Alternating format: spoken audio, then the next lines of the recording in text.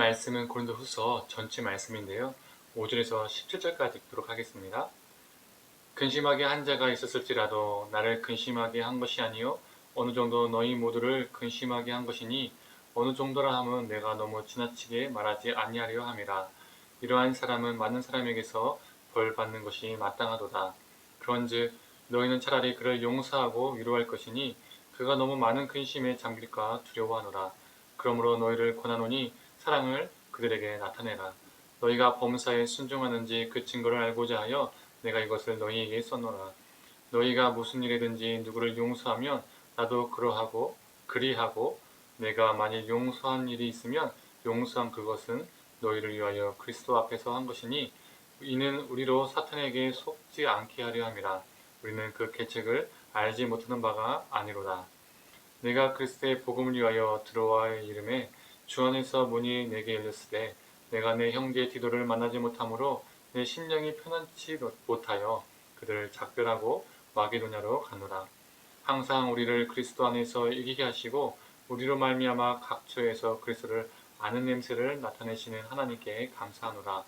우리는 구원받은 자들에게나 망하는 자들에게나 하나님 앞에서 그리스도의 향기니 이 사람에게는 사망으로부터 사망에 이르는 냄새요 저 사람에게는 생명으로부터 생명에 이르는 냄새라. 누가 이를 감당하리요. 우리는 수많은 사람들처럼 하나님의 말씀을 혼잡하게 하지 아니하고 곧 순전함으로 하나님께 받을 것 같이 하나님 앞에서와 그리스도 안에서 말하노라. 아멘. 아침 묵상을 함께 하신 우리 모든 성도님들에게 하나님의 은혜가 있기를 간절히 소망합니다. 그리스도 성도들 가운데에는 바울을 비방하는 사람들이 있었죠. 그들로 인해서 교회가 혼란스러웠었습니다. 오늘 본문에서는 그들을 근심하게 하는 자라고 표현하고 있죠.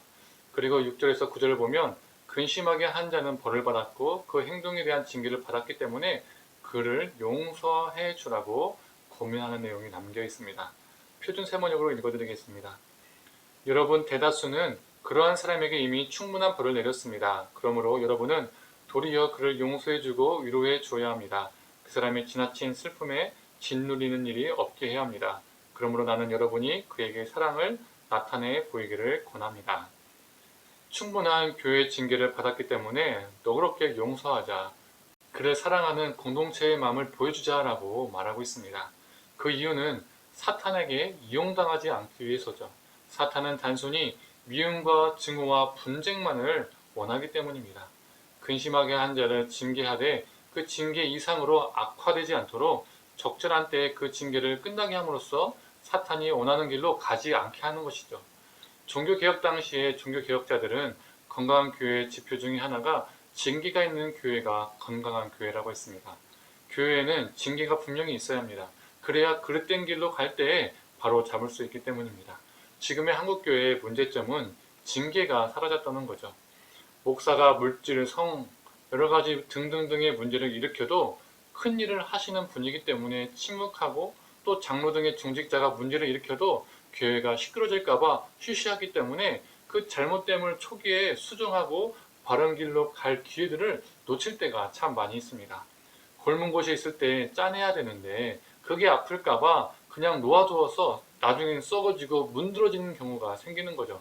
그때는 더 이상 수습할 수 없는 상황까지 이르게 되고 결국에는 죽게 되는 것입니다. 또한 교회가 징계라는 정의를 가지고 있어야 할 뿐만 아니라 또 가지고 있어야 될 것이 있습니다. 그것은 용서라는 사랑이라는 것이죠. 교회 안에서 정의와 사랑이 함께 공존해야 함을 바울은 말하고 있는 겁니다. 충분한 징계가 이루어졌는데도 더 징계하려고 하는 것은 정의가 아니라 증오가 되기 때문이죠. 더 큰 분쟁과 공동체의 혼란을 야기시키기 때문에 그건 사탄이 좋아할 것이기 때문이죠. 회개가 있다면 사랑의 용서가 뒤따라야 한다라고 바울은 말하고 있습니다.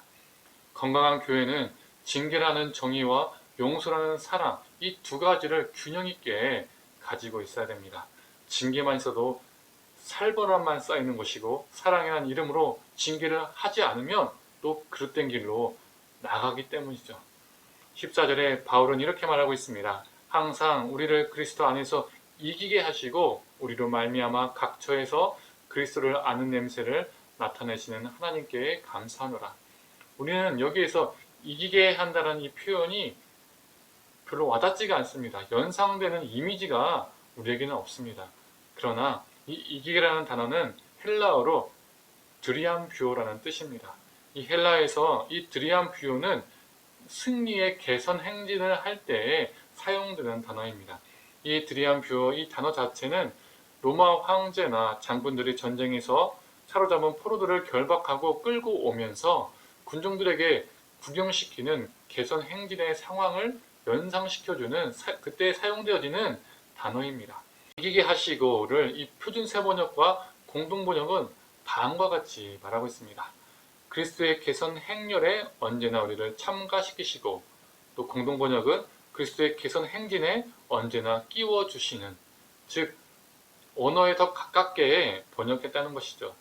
바울은 왜 굳이 여기서 개선 행진이라는 단어를 사용했을까요? 앞에서 언급했던 것처럼 개선 행진은 전쟁에서 승리할 때 쓰는 단어입니다. 행진이라는 것이죠. 로마는 전투에서 대승을 거두거나 수많은 사람들을 죽이거나 새로운 땅을 정복해서 황제에게 귀속시킨 장군에게 그 개선 행진을 허락했었습니다. 그 장군의 부대가 획득한 전리품과 포로들이 그 장군 뒤를 뒤따랐죠.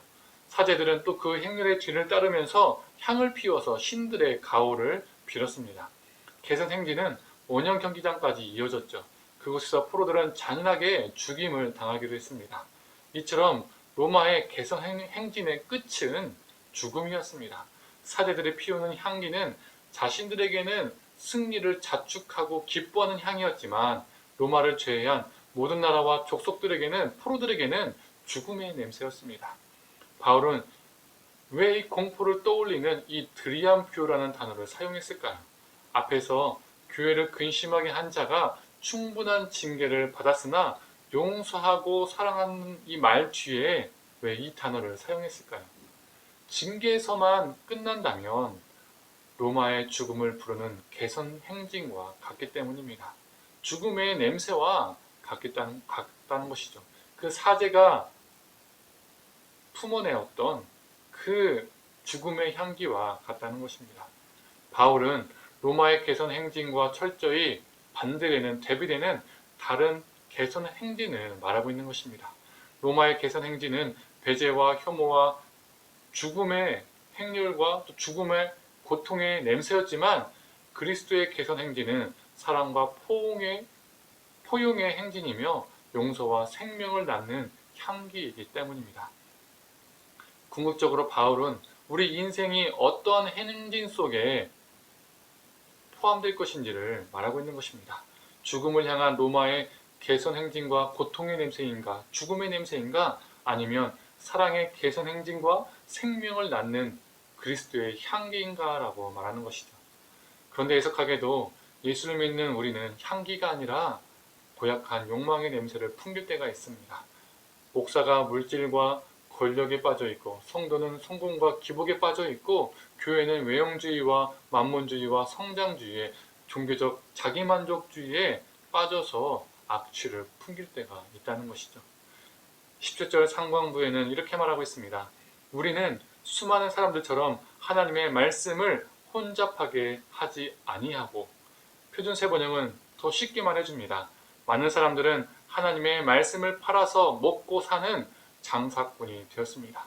말씀을 판 자도 장사꾼이고 말씀을 사 먹는 자도 장사꾼이라고 바울은 말하고 있습니다. 그 당시에도 하나님의 말씀을 팔아서 먹고 사는 장사꾼, 장사치들이 있었다는 겁니다. 우리가 사는 시대도 마찬가지입니다. 목사가 진실된 삶은 없고 말씀 앞에서 씨름하는 모습은 사라지고 말씀을 구미에 맞게 요리조리 요리해서 왜곡되게 팔아먹습니다. 성도들도 자신들의 유익을 위해서라면 무조건 아멘하고 맹종합니다. 자신들의 귀에 따가운 설교, 따가운 말씀 원하지 않습니다. 그리고 자신들에게 복을 빌어주는 말씀을 사먹는 것이죠. 결국 이렇게 되면 어떻게 되는 것입니까? 목사나 성도나 양쪽 모두가 장사꾼이 되는 겁니다. 그래서 우리 모두가 말씀 앞에 말씀의 장사치가 되어서 결국 교회 안에 정의와 사랑은 사라지고 욕망과 탐욕의 냄새만 풍겨서 오히려 세상으로부터 질타를 받고 있는지도 모릅니다. 마지막 절 표준 세번역으로 전부 다시 한번 읽어보겠습니다. 많은 사람들은 하나님의 말씀을 팔아서 먹고 사는 장사꾼이 되었습니다마는 우리는 그렇지 않습니다. 우리는 하나님께서 보내신 사람답게 진실한 마음으로 하나님께서 보시는 앞에서 그리스도 안에서 말합니다. 하나님께서 보내신 사람답게 진실한 마음으로 오늘 하루하루를 살아가는 저와 우리 성도님 되기를 간절히 소망합니다. 하나님의 말씀으로 장사치가 되는 것이 아니라 하나님께서 보시는 앞에서 그리스도 안에서 그 말씀으로 살아가고 그 말씀으로 말하는 존재가 되기를 간절히 원합니다.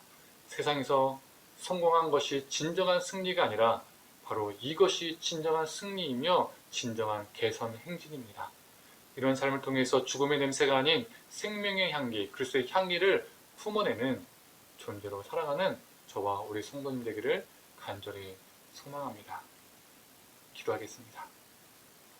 하나님, 로마의 개선 행진은 수많은 사람들을 죽이는 죽음의 행진이었고 사제가 들고 있었던 그 향들은 많은 이들로 하여금 공포와 죽음을 연상시키는 냄새였습니다.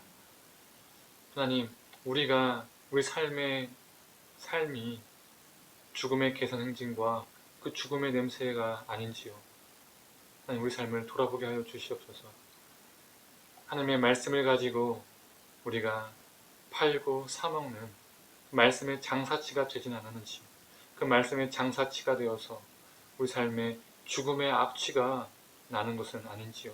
하나님, 우리를 불쌍히 여겨주시고, 하나님, 우리가 그 로마 개선 행진이 아니라 예수 그리스도의 개선 행진, 생명의 개선 행진, 사람을 살리는 행진, 그리스도의 향기, 생명의 향기를 내뿜는 존재가 되게 하여 주시옵소서. 하나님께서 보내신 사람답게 진실한 마음으로 신실하게 거룩하게 오늘 하루도 우리 인생을 그렇게 살게 하여 주시옵소서. 진실하게 살아서 우리의 삶 속에서 그 예수의 향긋한 향기가 나게 하시고 많은 사람들이 그 향기를 맡고 생명을 얻게 하여 주시옵소서. 모든 걸 감사드리며 사랑에 많으신 예수님의 이름으로 기도드립니다. 아멘.